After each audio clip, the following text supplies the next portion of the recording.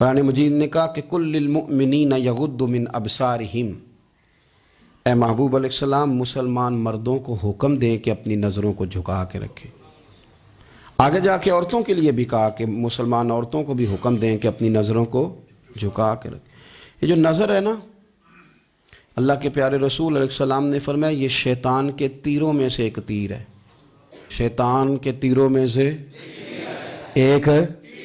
یہ تیر جو ہوتا ہے نا، یہ بس نکلتا ہی ہے، دوبارہ واپس نہیں آتا، اور جہاں جاتا ہے جا کے لگ جاتا ہے۔ یہ جو نظر ہے نا، نظر یہ گمراہ کر دیتی ہے۔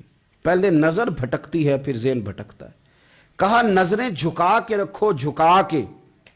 کیا کریں؟ مرد کو یہ کہہ دیا جائے نظر جھکا کے رکھ۔ ہمارے ہاں تو بہت سارے لوگ ہیں جن کے اندر ایک لیڈر پایا جاتا ہے، انہیں تو گلی سے گزرنا، ادھر بھی دیکھنا ادھر بھی دیکھنا ہے، سلوٹ کرنے، سلام کرنے، کی حال ہے، کیسے ہو، کدھر ہو، تو اندر ایک لیڈر ہے، تو وہ لیڈر تو نظر جھکانے نہیں دیتا۔ ہم نے تو کمان کرنی ہے پورے علاقے کی۔ حکم یہ ہے کہ نظریں، ایک صحابی فرماتے ہیں کہ نبی پاک صلی اللہ تعالیٰ علیہ وسلم نے ہمیں رستوں میں بیٹھنے سے منع کیا، تو ہم نے عرض کی یا رسول اللہ صلی اللہ علیہ وسلم کئی دفعہ مجبوری ہے، گزارنے نہیں ہوتا، رستوں میں بیٹھنا پڑتا ہے، تو حضور نے فرمایا پھر رستوں کا حق ادا کرو۔ یا رسول اللہ رستے کا حق کیا ہے؟ فرمایا ایک تو آنے جانے والے کو سلام کرو، اور دوسرا یہ کہ رستے سے تکلیف دہ چیز کو ہٹاؤ، اور پھر فرمایا کہ بھلائی کا حکم دو اور برائی سے منع کرو، اور پھر فرمایا کہ رستے کا حق ہے کہ رستے میں رہنا ہے تو نظریں جھکا کے رہو۔ پھر ایسا نہ ہو کہ ہر شخص پر آپ کی نظر پڑے، ہر شخص پر۔ رسول کریم صلی اللہ علیہ وسلم نے نظر کی حفاظت پر زور دیا، اور عورت کے لیے بھی یہ حکم ہے کہ وہ بھی نہ دیکھے غیر محرم کا چہرہ۔ اس کو بھی اگر شہوت کے ساتھ وہ دیکھے گی تو وہ بھی اتنی ہی مجرم ہے۔ عورت بڑی با پردہ ہے جی، بڑی با پردہ ہے، مثلا کس طرح کی با پردہ؟ کہتے ہیں برقع پہنتی ہے اور سویرے نکل جاتی ہے بازار، ہے ویسے با پردہ، آتی شام کو ہے۔ عورت کا با پردہ ہونے کا معنی یہ ہے کہ وہ برقع پہنے اور جہاں مرضی جائے۔ با پردہ ہونے کا معنی تو یہ تھا کہ وہ ضرورت کے سوا گھر سے باہر نہ نکلے، بڑی ضرورت ہو، بڑی ضرورت جو بغیر نکلے کام ہو ہی نہیں سکتا، اس وقت وہ گھر سے باہر جائے گی۔ اب یہ کہ وہ نقاب اوڑھے اور برقعے بھی اللہ خیر کرے، ہمارے ایک بزرگ فرمایا کرتے ہیں اب تو نقاب کو بھی نقاب کی ضرورت ہے، اب تو برقعے کو بھی برقعے کی ضرورت ہے۔ آپ نے وہ سارا فیشن برقعے کے اوپر کرا لیا ہے۔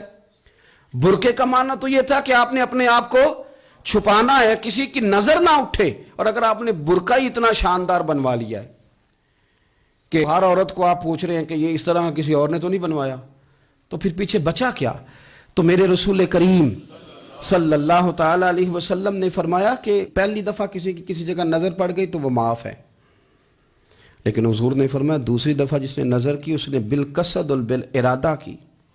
آپ کو بتاؤں، جن لوگوں کی نظریں ناپاک رہتی ہیں ان کا حافظہ کمزور ہو جاتا ہے، جن لوگوں کی نظریں ناپاک رہتی ہیں ان کی عبادت کی لذت چلی جاتی ہے، جن کی نظریں ناپاک رہتی ہیں وہ لوگ ذہنی طور پر اور قلبی طور پر تھوڑے تھوڑے پریشان رہنے لگ جاتے ہیں۔ جن لوگوں کی نظر ناپاک رہتی ان کی کیفیت یہ ہوتی ہے کہ سب کچھ ہوتے ہوئے ان کا دل اچاٹ ہونے لگ جاتا ہے۔